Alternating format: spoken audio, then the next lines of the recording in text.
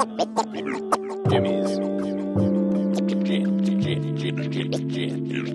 Jam Box.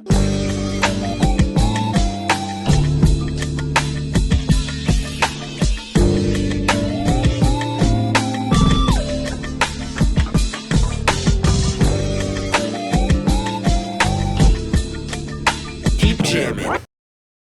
Hello, everybody. Welcome to another exciting episode of Jimmy's Jam Box. We're here. We're back at it again, and we're going to get on into it. But before we do, as always, please make sure to like, subscribe, push all the buttons, do all the things. You know, I don't know where they are, but you do, and I trust you. With that being said, let's go ahead and get on into it. Here is today's guest. Hello, I am here, and I am ready. Hell yeah. Thank you so much for joining us. Yeah, thank you for having me. I'm very excited, honored, Hell yeah. even. Why don't you go and tell us a little bit about, where you're from, what you do, give us that Tinder profile. Yeah, you know the format. Yeah, Jimmy, I know the format. Well, my name is Kaden James. I am an exotic dancer and an adult film star from Reno, Nevada, and I am ready to goon, Jimmy. Hell yeah. Yeah. Hell yeah. And what got you into music initially? I like to state I'm not actually an adult film star. I am Kaden James. I am a rapper and filmmaker from Oregon. Hell yeah. When did you start doing music? What was your origin for that? Very good question. So I probably wrote my raps. My first raps were in middle school. Okay. Jokes. Yep. You know what I'm saying? Just changed all the words to Linkin Park songs. Yeah, pretty much like that. But it was like meme rap, super memey rap songs. Oh, that's right. By your middle school, you would have had memes and rap. Oh yeah, for sure. They correlated, but I actually got this assignment when I was in 8th grade middle school health class. They were like, okay, you need to write a song, an anti-suicide, depression, and bullying song. And wow. Yeah, they're like, dude, that's a tall order. Yeah, they did that to 8th graders, and I was like, let's go, right? And so I've been a filmmaker since I was really young. Okay. And so me and the homie Griffin from that class, we were paired up for it, and we made just the stupidest, ridiculous bullshit. And we made a music video to it, and we did it on the what was the beat? It was the Nothing But a G Thing beat by Dr. Dre, and we just took the instrumental and rapped about it. We were like, don't bully people, and we made it ridiculous, and the teacher of the class showed it to every single class he had, and that made me be like, wow, yeah, dude, I can rap. And then I started taking it seriously, and I actually purchased the rapping equipment freshman year of high school, started making joke songs, and then I was like, okay, I'm gonna actually try. People started liking it, and now I'm where I'm at right now. Hell yeah. I mean, that... Yeah, it was a mouthful. Yeah. I mean, it's interesting to me that you landed on the rap part of it. Did you do a lot of the video editing during that part? Yeah, I did all of it. Okay. I did all of it. I started filmmaking when I was 5. Oh, damn. Yeah, the first little skit I shot was on my mom's little Kodak camera when I was 5. Oh, so you were just already rooted in the video part, and then you were like, oh, turns out I can do this music thing as well. Yeah, for sure. Oh. And I actually up until high school, my plan in life was to be a movie director. You know? Okay. I actually shot an entire feature-length horror movie in middle school. I wrote it, directed it, casted everyone, played the main character, edited all of it, had a premiere. It's on YouTube. Wow. Yeah, it's called The Red Rose. Has 200,000 views or something on YouTube. But horrible movie because I mean, it was made by a middle schooler. Respectfully, it's fire for a middle schooler, but it's got that edge to it, that indie edge to it, to where people think it's an actual production. It's just really bad. Yeah. So there's tons of hate comments. Everyone's like, this sucks. But I did it in middle school. But then after that movie, pretty much what happened is I spent 3 or 4 years on it. And I was so burnt out on filmmaking. I was like, I just wasted tons of years from my childhood. I'm just going to take a break and hang out with my friends all summer and smoke a ton of weed. And then that's what I did. And then I just brain fried myself and just turned into a stoner hippie. And then I'm just oh, I'm a rap now. And then now I'm not a stoner hippie anymore. I'm sober now. But it just changed my brain chemistry into where it like makes sense that I'm like a rapper filmmaker now. You know what I'm saying? Yeah. You see the connection. You've got those energies for sure. Yeah, like for the sure. first thing I thought, I was like, this guy looks like both a rapper and a video maker or a videographer. Yeah, there we go. I give off the vibe and I try to. Hell yeah. Well succeeded then. Yeah, thank you very much. Oh, you know what? We almost forgot to shout out. These Yeah, spiffy, brand new I Kyle was gonna Fortune say, shirts. What is that? We didn't say them What in the is that beginning. shirt that you're wearing. It's a brand new Kyle Fortune drip. Ooh, It's got a little fox on it. Gotcha. Yeah. It's like it's pretty cool, but like not as cool as my shirt. You know? Yeah. Like Yours got a little cat. Wait, is mine a cat? I I thought it was a fox this whole time. Oh shit! I've been looking down. Wait, is it a cat? Wait a minute. I think it's the same shirt, Jimmy. Holy shit! I think we both have on the same shirt. Wait, how come? That's crazy. How come? that happened? How come? does that happen? How come everybody hasn't been telling me it's a cat? I've been saying fox the entire time I've had this shirt. I'm looking at Kyle off camera here. We're even breaking the fifth wall on this we're breaking one. the fifth wall. How right come you now. didn't tell me it was a cat the whole time? Come on, man. Didn't even hear you say fuck. Oh, Yeah. well, I guess. It's a cat, but Oh. yes, there you go. For anyone who doesn't know, this is the merch of rap extraordinaire Kyle Fortune. You should go get yourself one. They're in stock. Go hit him up on Instagram. His Instagram is, what is it? Kyle Fortune 500. I knew that. Didn't know if there was an underscore in it. At Kyle Fortune 500. 500. There we go. Kyle Fortune 500 on the Insta Slam. Hell yeah. Hell yeah. He's also got a old audio episode. I think we're going to have to get that updated soon. Yeah, we do, baby. Hell yeah. But let's go ahead and get back into it. Back into me. And this next question, this is a fun one. It's one we ask early. It's one we ask often. It's definitely a crowd favorite. Okay, yeah. What was the first album you ever bought with your own money? You know, I was thinking about this. I was, because I don't actually know exactly, but I do have a good idea. When I think back to the first albums I bought, I don't know the first ones I would listen to that really first got me into music, but I remember the first album. I was like, Mom, can you take me to Walmart so you can buy this for me? I didn't buy it with my own money, but it was like pretty much. Yeah, we'll count it. We'll count it. Yeah. It's the same energy, right? Yeah. I was like between the ages of 7 and 9. And it was The Carter 3 by Lil Wayne. Okay. Yeah. Okay. And I don't know how I got it. I think I just found the song Go DJ by Lil Wayne on YouTube at the time. I was like, oh, this is sick. And I wasn't like a big rap guy before that. But we went and got the censored version. Oh boy. The Carter, yeah. Oh and boy. Those Walmart censored versions, Rough. like they're rough. Rough. They ruin the music. It doesn't sound right. And some of Wayne's stuff on that album is very vulgar, so it's basically just it's basically just he's just not on it. yeah. But it's the one of him where it's like all of them are him as a baby, you know? Yeah. But it's not the one of him where he's graduating. It's like him. I think he's holding a cigar, maybe. I don't know. It's like a black background. It's the Carter 3. Yeah.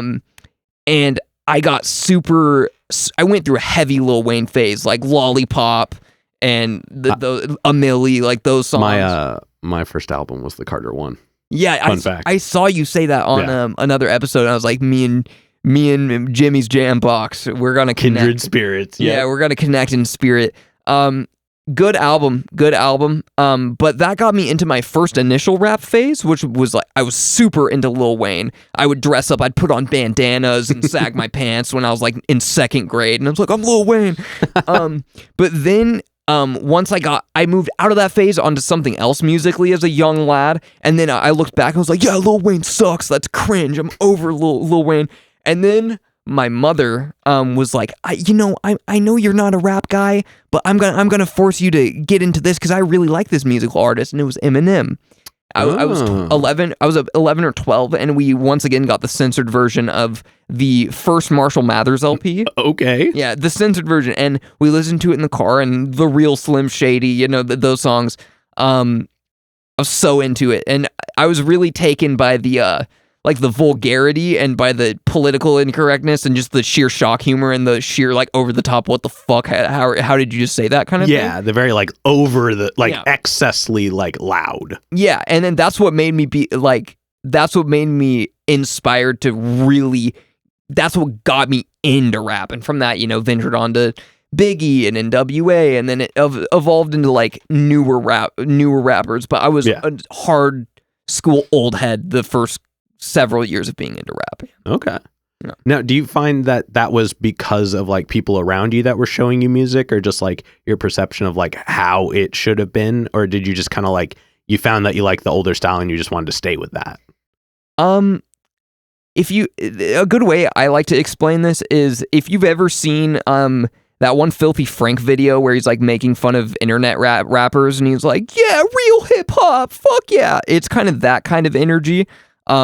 The whole culture around like old school hip hop, especially modern nowadays, when they hear like mumble auto-tune bullshit, they're like, yo, fuck Drake, this is real hip hop. Like, boom bap, you gotta have lyrics. And so I kind of just hopped on that bandwagon because I was an old school fan. Yeah. But then the other new school like auto-tune stuff I started to kind of be a little like, a side eye in it a little bit, and then they would get stuck in my head, and then it just went down the rabbit hole. Yep. But it started off definitely just as being a part of the old head culture, just like adopting that mentality. But then I brought in my horizons. Oh, hell yeah. It's weird because, I definitely kind of went through, I think we all go through that at some point, and some people just settle at one. Like, it's either like, they're like, oh, well, I'm cool with this. Like, I bet people are like, I haven't listened to new albums since high school. I'm like, but you're like almost 40. Yeah. You should listen to a new album. There's a lot of cool stuff out there. There's a lot of cool stuff that's always come out, and a lot of people will stagnate, especially even in one music genre. Like, don't get me wrong, I almost listen to exclusively rap, but I can enjoy all forms of music. Exactly. Have you ever heard of 100 Gex? Oh, yes. Yeah. Yes, big fan. Yeah. Big fan. When I first heard, I've seen them live, but when I first heard 100 Gex, I was like angry. I was like, this is horrible. This is not music. That's how most people are. But then, I had a homie that would just keep insistently playing them around me. And then I just... And then just got it. It was hooked. Yep. Now they're amazing. Yep. Yeah. Yeah. And when you find sounds like that early on, getting to experience the progression from there it's so fun. Like, especially for sounds like that. Yeah. Because it's just, it's abstract. It's not supposed to be exactly like this cookie cutter palatable, but it's not done without intent. Yeah. And I think when you get past the like this wall of not the common, there's so much purpose-driven aspect inside of it that you can grow to appreciate it, but it's not something that has to age on you so much. Yeah. Like, it's something that once you see it, it's there. Yeah, and that goes with pretty much all experimental material. Whenever people are trying to experiment in music, it just sounds like static, like just like random banging to people. Yeah. Usually. And I don't know. I'm the kind of guy that's kind of like that. I'm interested in getting more experimental than I have already with my own music and videos. However, I'd want it to be palatable. I don't want it to actually sound like random banging, I don't think there's this odd narrative that you have to do the art for you. Yeah. Which is true, but there's nothing wrong with doing it for others as well. Yeah, doing it with a vision of how other people are going to perceive it in mind. Yeah. Yeah, like there's nothing wrong with having that intent in mind. We always leave that part of it off the table. Like, it's fine to make it enjoyable to other people. That's called sharing. Like, they teach you that in all of elementary school. You're supposed to do that. So, like making it in a way that people will want to enjoy it, or like moving in a direction that might be more perceivable by the masses. Like, to a degree, that's fine as long as you keep your intent in mind. Like, you know what I mean? As long as you stay true to the reason you started, to the best of your abilities, then I think you come out winning. You know what I mean? Just because you're like making the music that people are going to enjoy doesn't mean that you're selling out. Yeah. Unless you hate doing that.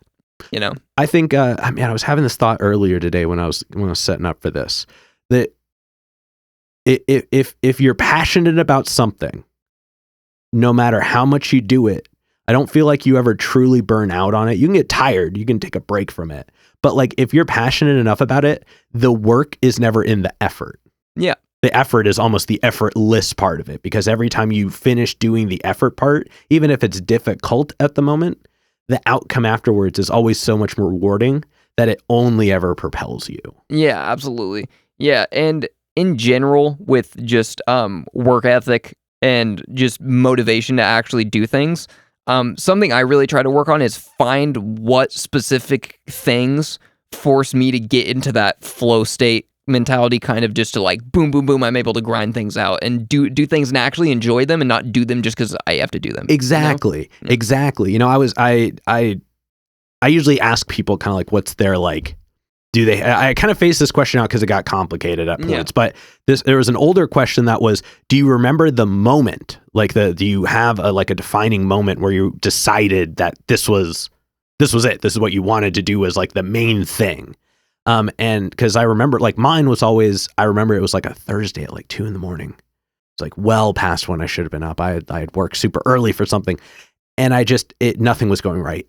Yeah. And I remember like everything adding up to I should hate this. Yeah. And the only thing that was stuck in my head was, all right, I got to get this done. Like it just like no part of me even questioned or considered that it was an inconvenience. There was only the outcome because it's worth it. It's always worth it. Every effort, every step, I've already deemed it worth it. So there are no wrong steps, even if it doesn't work. If it doesn't work, all I gained was the knowledge of what not to do. Dude, I am exactly like that too. I will work at like 9 a.m. Yeah. Wake up super early. It'll be like 3 a.m. or 4 a.m. I'll just be at my computer, like my eyes bloodshot, like working on something. And I'm like, no, I told myself I was gonna. Like, there's no authority figure or no person being like, there's a deadline or you need to get it done by this time. I was like, I told myself I'd finish this much by tonight, and I'm gonna do it. Yep. Yeah. Do you have this is kind of a weird one? Do you have when you get sleepier tasks that you'll do so that you could just like I have moments where if I like feel like I can't give 100% focus, I'll go in and I'll start like doing some bulk moves to like prep for later episodes. Like I'll go in and like put together like the skeleton of certain projects just so I can like squeeze in last minute productivity. Do you have anything like that? When I get to the point where I'm like actually genuinely tired, I can't do any. I need to stand up and like slap myself and like put cold water on my face. I'm like, you're gonna finish this. Like look at myself in the mirror and be like 8 Mile. Like, you know what I'm saying? Yeah. Well, there are those points where you gotta shake yourself out of it. But I'm talking like the in between. Before you get to that, do you ever have moments where you're like, all right, I feel me winding down, but let me close out with this? Kind of. Not in the exact same way that you do, but when I'm really burnt out on a project, sometimes I'll be like, okay, I'm going to take a break. I don't want to do this right now, but what's a productive use of my time? And that'll be like watching a YouTube tutorial of like how to get better at some certain skill. Yeah. Or like meditate, which I don't do enough, or read, but most of the time, like, I'm not going to lie, it just ends up with like me on my phone. I'm like, I should be doing something else, you know? But when I'm on top of my shit, it's usually like take a break, watch a YouTube tutorial, or mix a song. Yeah. Do something. Okay. But that was still a valid answer out of that. It was an odd question in of itself, but I just kind of wanted to go with it. Yeah. Why don't we'll skip the remaining foundation questions. Let's dive into you as the artist. Okay. Kaden James. Yep. And I mean, I'm gonna go on a limb here and say this is a real easy first question. Yeah. How did you pick your name? It's my name. Boom. No, okay, so this is actually, it's deeper than that, though. Okay. Because before my rap name was Kaden James, it was K Dizzle. Like, so glad I waited to like officially drink on that one. Yeah, Good. yeah. Proud of you. K-Dizzle. Ooh, the dash is important. Yeah, K-Dizzle, all caps, right? And it started as a joke because like my first couple songs I made were meme rap. And I had this bit. I was in drama class. I was a drama class kid in 8th grade, and there was this thing we would do where we would run this skit drill in the class where we'd have one student go up and sit in a chair, and they'd have to keep a straight face, and they weren't allowed to say anything. And the teacher would make another kid go up in front of the class to the person sitting down with a straight face and try to get them to laugh.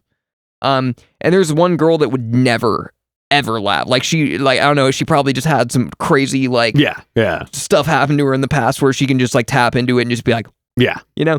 There's nothing funny to me now. Yeah, exactly. No, it's for real like that. But the whole premise would be, like, you'd have to act like it was a park bench, like, in public, and you'd go up and, like, that would be the scene, right?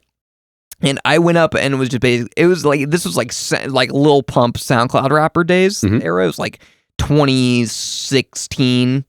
And I went up there and I was did this whole skit where I was just like, yo, like, you want my mixtape? Like, I'm a SoundCloud rapper. It wasn't that funny at all. But it was when like, SoundCloud rappers were first starting to become a thing. Yeah. And I was like, yo, my name's K Dizzle. And like, then it just after that, it just stuck.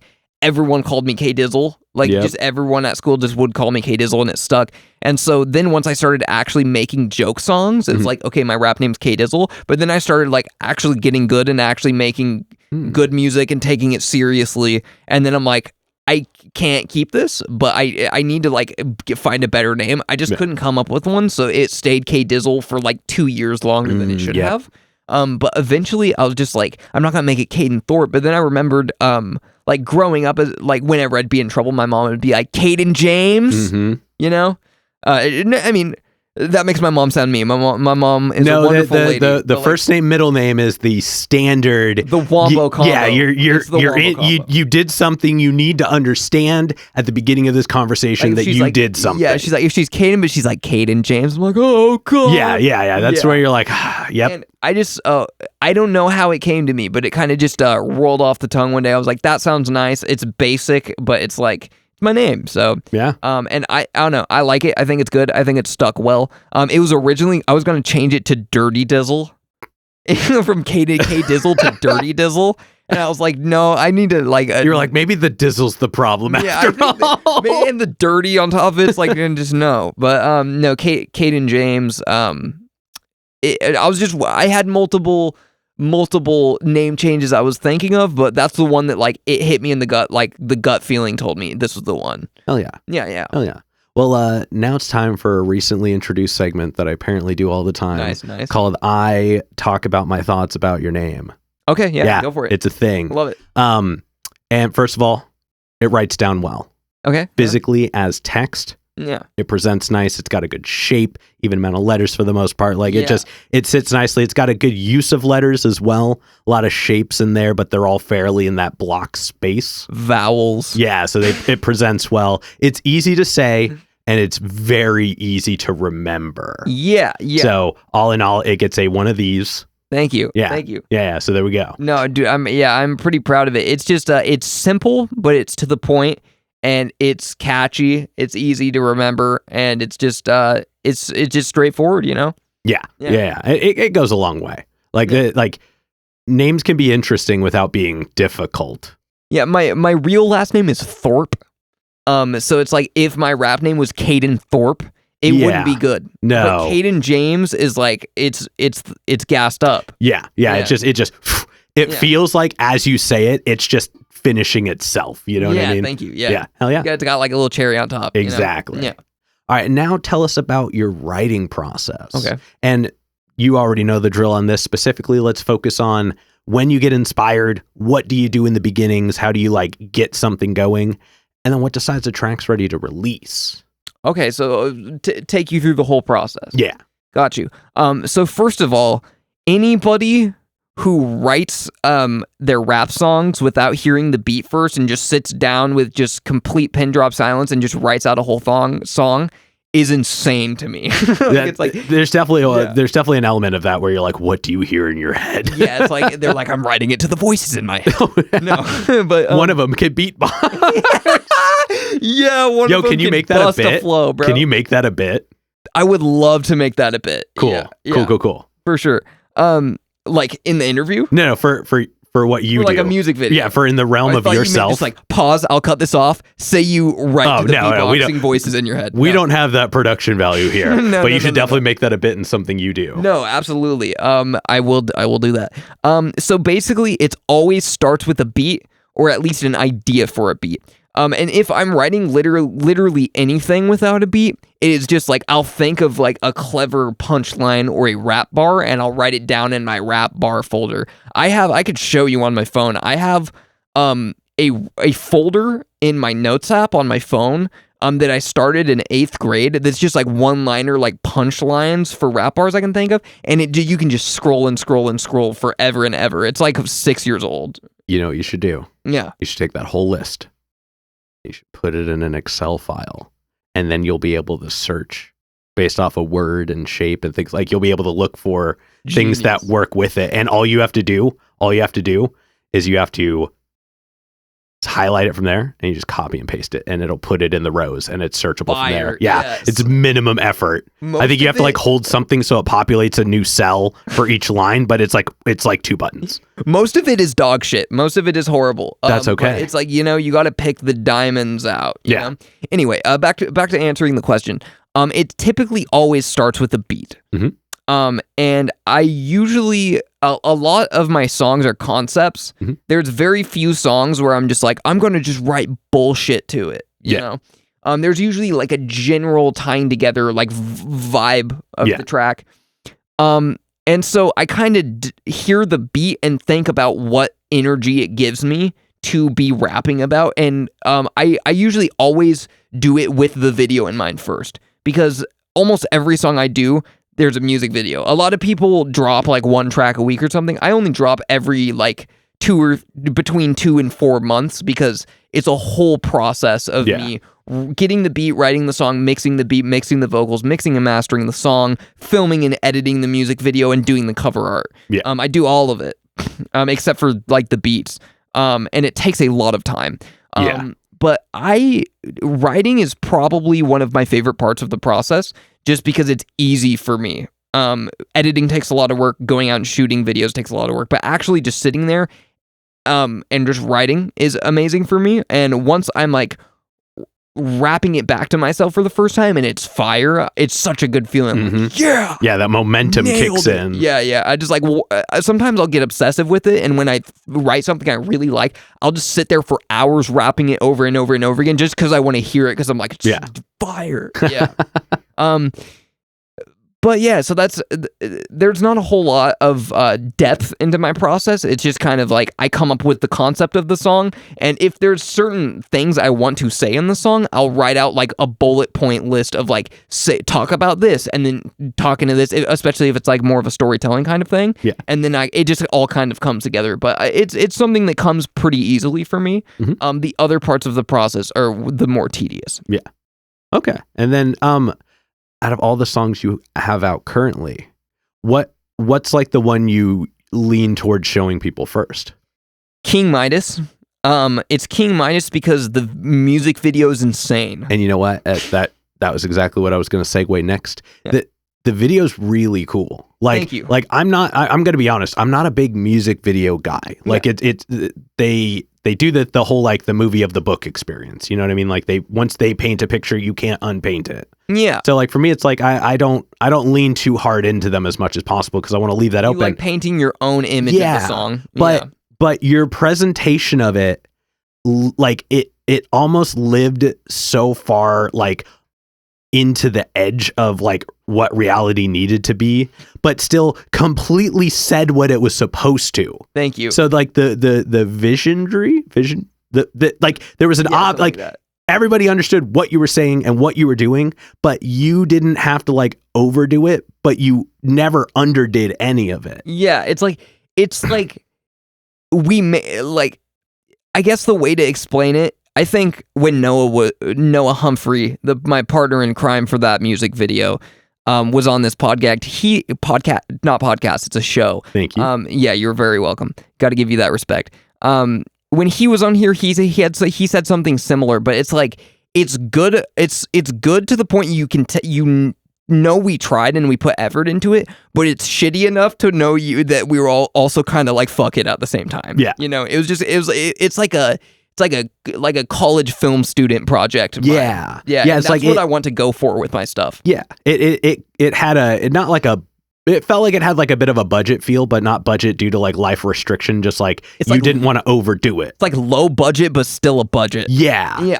Like you cared. Yeah. There's care in it, and I think that's almost, it's such an ignored fact. Like it's so easy to care about anything you do. Yeah, absolutely, and that's by far the most I've put into a music. I put tons and tons of effort into every single music video. Yeah. Most of the time when it in between drops, why it takes so long for me, most of it isn't even working on the song. It's the video. Yeah. You know, that's what takes up the most of the time. Oh, Like, I don't even like, I care about the song, but one thing about me is when people listen to my music, I don't like it when they just listen to my music and they're like, oh, I haven't seen your videos. Yeah. Because it's like, I don't even want people to listen to just the song because that's not the whole thing. Yep. Like, the video, in my mind, the art piece is the video with the song. You know what? I just figured out what it is. And I mean, you basically just said it. It's because when I watch a lot of music videos, you can tell that it's just these people wanted to make a video to go on top of this song. They point and shoot. Yeah. It's just, Whereas, there's no depth to it. Yeah. Whereas your music exists so heavily in the video aspect of it because the video aspect of it exists so heavily in the music because it comes from the same brain. Yeah. And because it comes from a place of knowledge in both respects. Yeah. So I think that it's cool that the congruency of the two being created from the same source with the same level of interest. Yeah, and that's one thing I love about my own work that I really appreciate when I watch it back. And a lot of my close friends say the same, is it's so specifically, uniquely encaptures the core of who I am in such a unique way that can't really be described by words. It's just the Kaden James energy. Like when you watch, like not necessarily like what I talk about or like what happened in the videos, like, oh, I'm actually like that. It's not necessarily that. It's just like the humor and just the editing and the energy and just the vibe of everything. It's just all of so specifically me. Yeah, it's all of it. And that's what makes me so proud of it. Yeah. Hell yeah.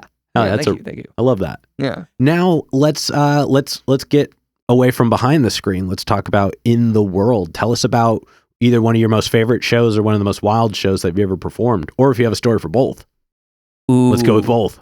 That is a hard one, dude. Yeah, okay, I got a good story for you. Let me tell you about the first show I ever did. Perfect. Okay. This was I had just turned 18. Okay. Right? I'm 21 years old now. Mm-hmm. I had just turned 18. And it was the day before Halloween. This was the day before I went downtown Portland and shot the video for Puppet Master. I was wearing the same outfit. I'm in the Puppet Master video and everything. So it was the day before Halloween, and it was a very, not to throw anyone under the bus, love all y'all, very poorly organized event, and like everyone can admit to that. It was a bit of a shit show because it was just hard to throw together. It was just a ton of like 16-year-old kids just trying to get a show going. I mean, even for adults, it's a process if you don't have a process. It was like a ton of like 16-year-old Portland kids just like with a generator and like a speaker being like, yeah, this is mosh pit. You know? And so it was originally going to be in Happy Valley at this like abandoned place that like we had to like send out the coordinates to people, but then people showed up there and then people called the cops. So they're like, okay, everyone posted, relocation. And we did it under the I-5, sorry, hitting this. We did it under the I-5 bridge last minute, like on a generator. Yeah. Under the I-5 overpass in Portland. And it was just a big gravel parking lot and it was dark as fuck. And it was just like the most DIY shit you've ever seen, right? And they set up the generator. It took them hours. It was cold as fuck. Everyone was freezing, standing around. And we flew in Flacco from Spider Gang. I don't know if you know who that is. Flacco this was like 3 years ago. So Flacco from Spider Gang came down to like headline for us. And we're like, we'll buy your plane ticket, bro, whatever. He came down. And I was the second person to go, I think. And a lot of people, I feel like I kind of have a natural knack for like crowd control and just performing in general. But I had not known that yet at this time because it was my first time performing anything. But I grew up watching my dad is the lead singer of a rock band. Okay. And so I grew up going to his shows and getting a feel for him. Performing and whatnot. He was literally leading by example. Yeah, exactly. And so I'm just kind of like an evolution of that. But a lot of these shows in Portland, especially the DIY, especially the rap ones, what it ends up being is it's like a big room with like 50 kids standing in it. Mm-hmm. And then like one guy like goes up there really embarrassed and like looks at the ground and like whispers into a microphone, and everyone's standing like 10 feet apart. It's like it's COVID, you know, like everyone's standing like 6 feet apart. Like everyone's like uncomfortable, you know? And so I was like, how do I make it not that? Because I don't want to be embarrassed when I go up there, you know? And everyone else is embarrassed. So when it was my turn, I was like the third person to go up. I walked up there with this energy where I grabbed the mic. I was like, hey, yo, everybody get the fuck in here now. Just with like the commanding general energy, right? And everyone was like, shit, okay. Yeah. And everyone got together I made everyone get together super close. And I was like, who here likes to mosh? And like people raised their hand. I was like, all right, let's do it. And you could tell everyone was like, all right, here, this is what I'm here for. Everyone's just too scared to start the mosh pit. Yeah. You know? So I got that going. And then there's videos of it probably still on my Instagram you can find. But once the first song started going, everyone just started violently murdering each other. Oh, damn. Not actually murdering. Yeah. No one died. Yeah. But it was just people were just like... murdering, but politely. Yeah, politely assaulting each other. Like people, like there were people like kicking and swinging. Could we like, say somewhat consensual swinging on each other? Yeah. It was if you were in the circle. It was yeah. There were safe words. Yeah, exactly. And so people were just going actually insane, and that was like such a surreal moment for me because it made me feel like famous. I was nobody knew who I was at the time. People, I'm still not a lot of people know who I am, but I'm sorry, who are you again? Yeah, who is Kaden James? But yeah, I'm under this bridge, and I just commanded this army of edgy 16-year-olds to beat the crap out of each other, and people were going insane. People were like, bro, you're fire, bro. You're like Ghost Man and like Puya and like Eminem, like all in one, bro. It's fire. And that's what made me be like, okay, people actually go insane for like what I do. Yeah. So it gave me a lot of motivation to be like, yeah, I'm the shit. I can do this. Hell yeah. And so yeah, it was crazy. Anyone who is there, when I run into them now, they're like, bro, that show was insane. That was like iconic Portland history, bro. And so like, yeah, that's like a story I'm gonna tell my grandkids for sure. That was an amazing, heartwarming moment for me. Yeah. Hell yeah. That's such a good defining moment too. Like the first moment on stage, like that first like big, like you said, I mean, definitely commanding element, but like when you go up there and you do things and people respond, especially when it's well. Yeah. Well, in this case, they responded way better than I thought it was, and like everyone was just like, "Bro, that was fucking hard as fuck. That was crazy." Yeah. And that it just made me feel really. In that moment, it made me feel grounded and confident in what I'm doing. I'm like, okay, so I am good at this. Let me go for it. Hell yeah. You know? Now, that is what music gives you, and that's really powerful. That's a really important part of it. Yeah. But to wrap up the artist focus portion, we're going to look inwards. This last question, what is it about music? What is it about the process, the things, the doing of it all? What is it that gives you that makes you want to keep doing it? What is it about the innards of music, and it's that, and I guess we'll open it up to creating in general. Yeah. But what is it about the processes that you just like can't stop doing? It is solely a sense of purpose. Because if I didn't have something to wake up and work on every day, I'd lose my fucking mind.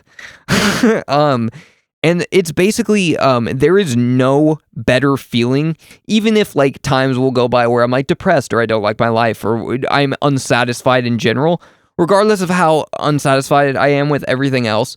And once I finish a music video or a big project and I watch it back and I'm just obsessed with it, there's no better feeling of like, holy shit, this is fire, you know? And just it's just the rewarding feeling I get once I finish a project is what I do it for. Okay. Obviously, I want to. I don't really care too much about being like a worldwide famous like Drake kind of guy. I would like to be famous, cult following kind of thing. Yeah. But my goal with it that make me happy, if I can get paid for it in a way that's not necessarily making me like, I don't even care if I'm rich as fuck. Yeah. You just want to live off of it. Yeah. If I can get enough money off of music to where I can live comfortably the rest of my life without having to get a job again, I will have succeeded. And that's all I want. And I want, a cult following of people that like really just love my music, and it help. I wouldn't say help them out, because it's not even like I'm like rapping about like serious topics all the time. I do sometimes, but like people that listen to my music and they're just like, it just gives them that like, yes. You want that connective audience. Yeah, exactly. Yeah. I just when people really, really actually are obsessed with my music, it's like the most heartwarming feeling. Hell yeah. It's amazing. Yeah. Hell yeah.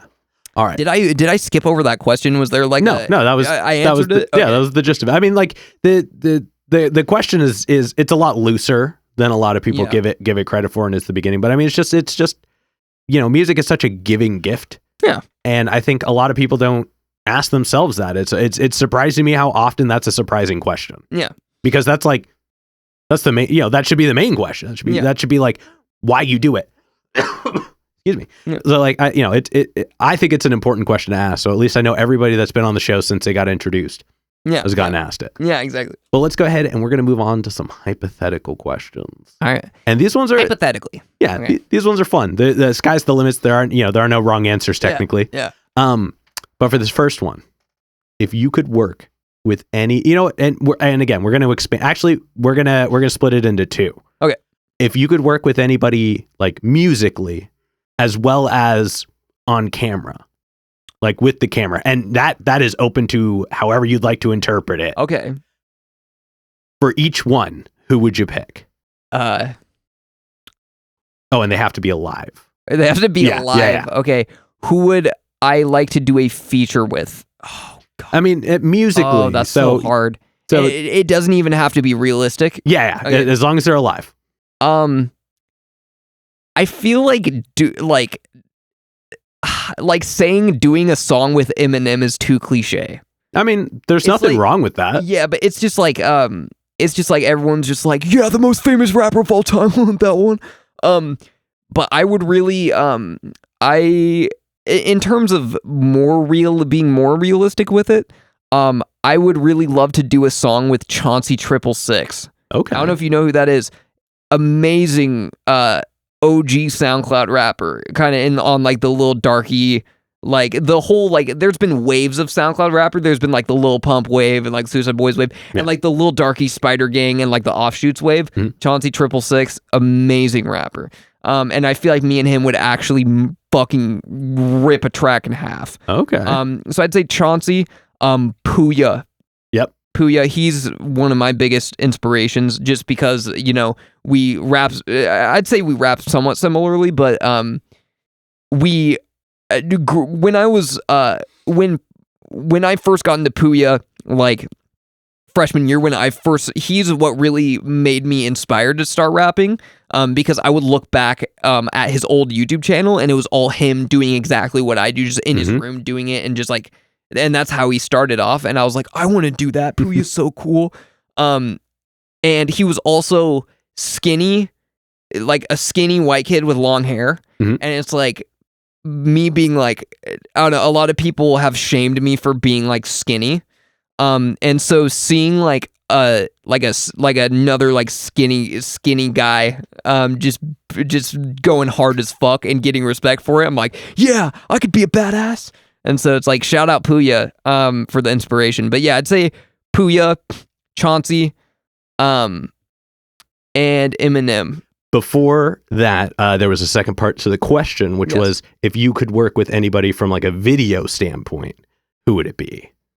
Ooh, that's a good one. Are we talking filmmakers? Yeah, again, this, as said before, this one's open to your interpretation because it's not quite the standard version. So however you would like to answer this one is probably going to be the best one. My intrusive thought told me to say Riley Reid, but I you know what I'm saying? But I don't think that's what you meant by the question, though.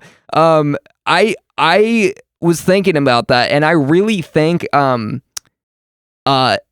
terms of editing a music video, I think that Lil Darky and his music video process, I see a drastic similarity between me and him in terms of our filmmaking, because I've seen interviews with him, and he says, he grew up as a filmmaker as well and wanted to be in Hollywood growing up. Mm-hmm. And I feel like we have a similar background in terms of filmmaking, and kind of both have similar energies of just doing crazy over the top music videos, and just doing crazy wacky shit. And I think if me and him were to work on a music video together, it would actually be just the most insane bullshit you can imagine, Hell yeah. So yeah, I feel like we could play off each other's filmmaking pretty well. Dig that. Yeah.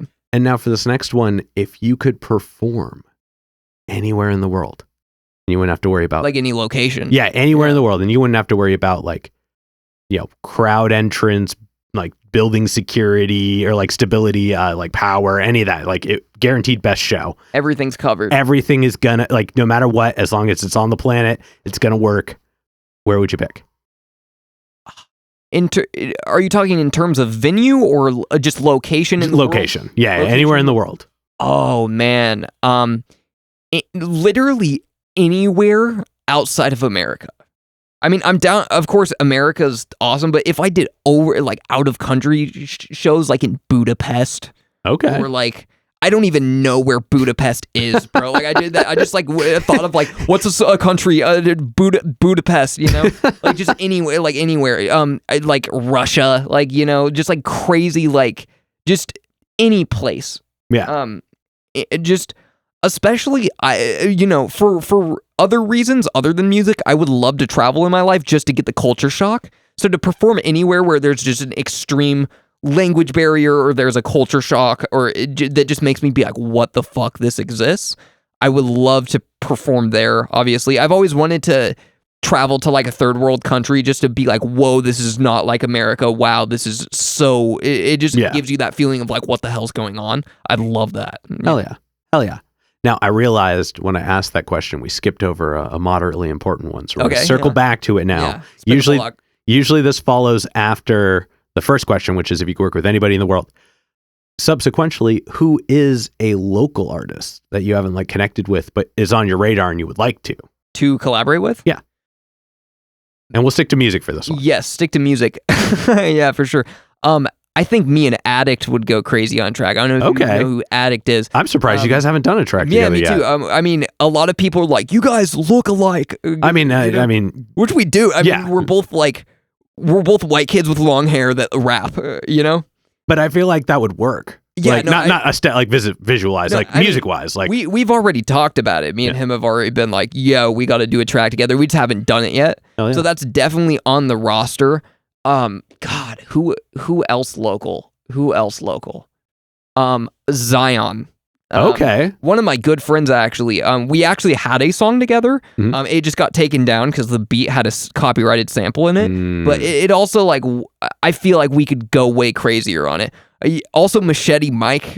Oh hell yeah, dude! I feel like me and Machete Mike, especially if there was a music video to a me and Machete Mike song, would be like actually in like just goonery. Oh yeah, absolute goon town. I endorse that collaboration 100%. That would be wild. Hilarious. I'd love it. Hell yeah. Yeah. All right, and then to wrap it all up, if you had to pick a completely different genre than any other style you've ever performed before, and you would be equally as proficient as you are in your main one now. Yeah. And as a caveat, you can't pick country music or anything that's dominantly electronic. Okay. What would you pick? It has to be instrumental. It has to be at least mainly rooted in tangible instruments. Opera. Oh, okay. No, I'm kidding. I would never do opera. I have. Man, I was so ready for that to be like your real answer. I was like, that'd be a great answer. The Kaden James opera. I would say like surfer punk. Okay. That's a weird choice, right? But like, you ever heard like Fiddler? Yeah. I love Fiddler. Like the angsty teenage like surfer punk. Like bar chords. Yeah. You know what I'm saying? I love Fiddler, and so I would love to do like some of that stuff. Yeah. Okay. I've even planned on doing some songs like that. It's just like not something I've ventured into yet. Fair. All right, we're going to go ahead and start wrapping things up. Okay. Why don't you tell us what do you have coming up in the future? Say like, let's say November to February. November to February. Well, in terms of extremely soon, tomorrow actually, this is a little outside the boundaries of the question. Tomorrow I have a show with Kyle Fortune, Big Buck, Addict, Lord Lawrence, Zion. I think that's it. But we're doing a show, and it's first time I've done a show in a while. It's gonna be lit as hell. So we got that going on. Is there any particular reason that show might be going on? Anything about that show? Any specific reason why it's happening? Yeah, that's weird. Actually weird. Now that I think about it, what about that show could be so special? Let's think. It's actually a album release party. Oh, an album release party. You say? I wonder who that album actually, came out by. These shirts that we're wearing right now.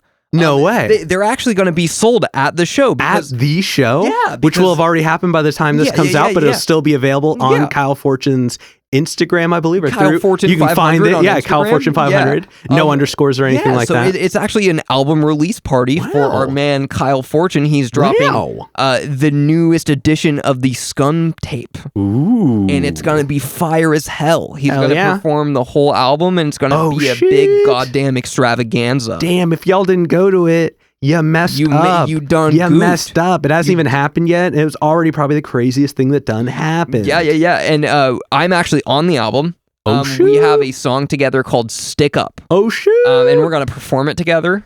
It's going to be hype as FUCK. Hella hype.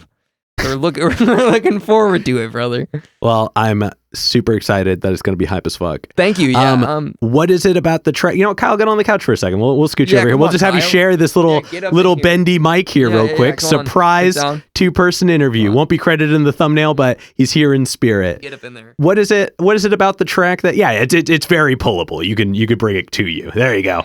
So what is it? What is about the track that you guys liked? You did together about it? Actually, you know what? Plot twist question. Kyle, what is your favorite thing about Kaden's track or part of the track and vice versa? Well, I mean, it's the first time I've ever done a song where it's bar for bar. So for 3 minutes straight, it's me, him. It's super old school. The whole beat is made of Tony Hawk samples. Okay. It's just like drums and then pure Tony Hawk samples over it. He wrote the hook, so that's the best part is that he wrote the hook, and the hook is pretty fire. Hell yeah. Yeah. And then Kaden, what do you like most about Kyle's parts? Whoa, trying to... It doesn't turn super much? I gotta push there you go. Yeah, that part's baby. Much more movable. Yeah. There we go. So I did write the hook, and I really liked to parrot what my man Kyle here said. I really like how we go bar for bar in it, but I also like how our rap voices play off of each other, because his is deeper and mine is higher register. I'm more like high pitched, like da, da, da, da, da, like faster rapping and more aggressive. And he has this very unique rap voice. I don't even know how to emulate it, but it's like, son, that's a horrible impression. But it's like he has this very unique accent. Yeah. And he really emphasizes it on the track, so I like it. Hell yeah. Well, definitely excited for that one. Yeah. Oh, for sure you should be.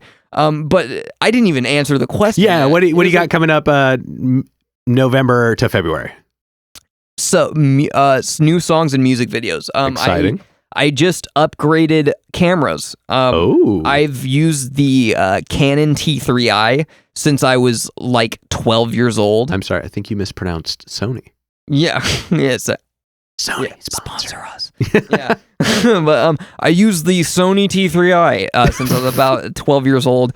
And it's a wonderful camera, don't get me wrong, but I'm like, I need to bump it up a notch. So I invested some money into the Blackmagic Pocket 4K. Ooh. Trying to get that 4K resolution, you feel me? So better music videos. Just switched. I've used Vegas Pro to edit my whole life. Just switched to DaVinci Resolve, baby. Oh, shout out Resolve. Shout out Resolve. Y'all really doing the most. You got a fire ass program and it's free. And it's better the than all free the version is so good. So good. Fire. I used the full version because it won't accept the audio that I used unless I upgraded, and I wasn't going to downgrade my audio. Yeah. But the free version was so good. I was crazy. almost bummed It's like I haven't even upgraded yet, and it has everything. It has everything you need to like Yeah. be doing the main things. Yeah, absolutely. And so there's that. But I have a music video I just finished filming.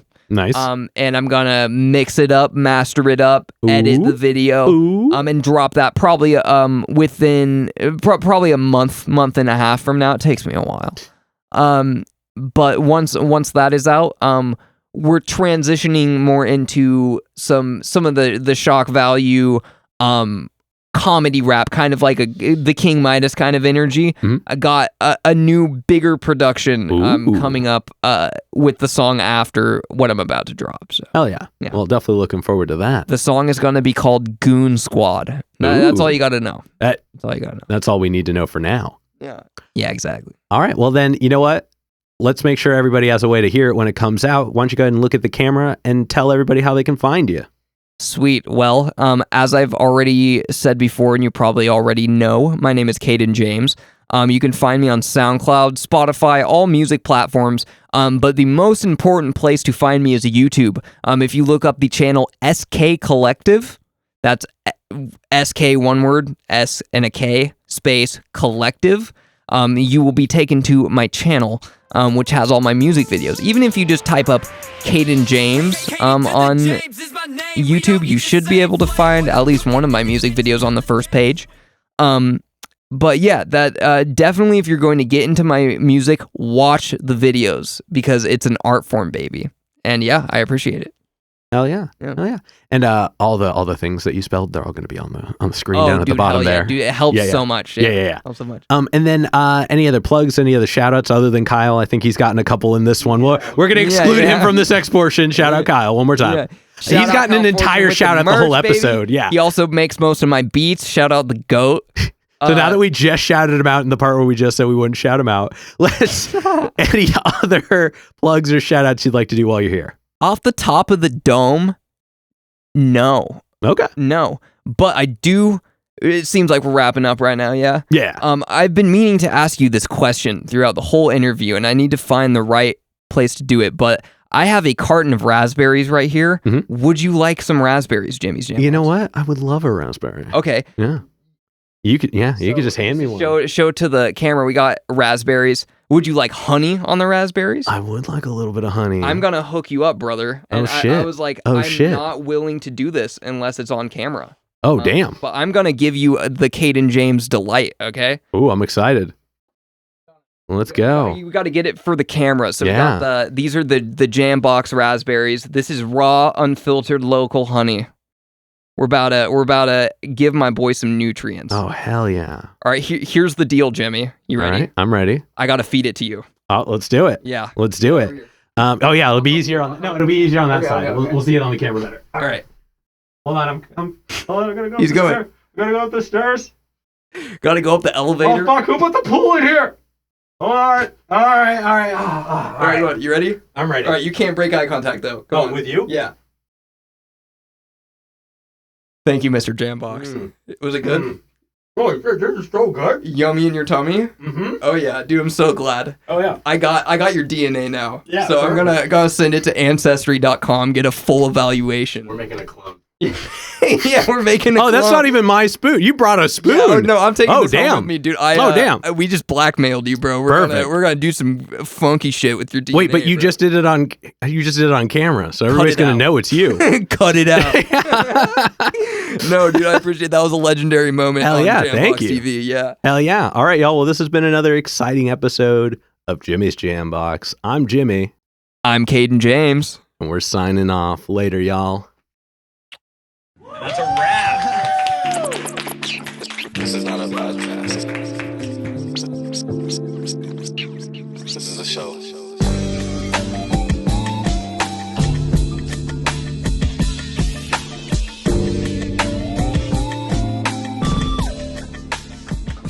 Keep jamming.